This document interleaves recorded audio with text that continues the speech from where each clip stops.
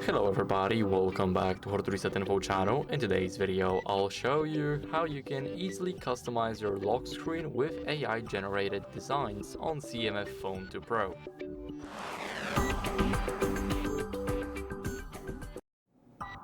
So first, what you guys need to do is basically unlock your phone, then hold the finger in the home screen. Now go over to customization here, and now click on more wallpapers. Here, if you want to create an AI wallpaper, what you guys need to do is basically click on create right here. And here you can, as you guys can see, you can choose between those options here. Let me choose the sky and the black and white. Now let me click on create wallpaper. And as you guys can see, something like that came out. So now what we can do is basically click set as wallpaper.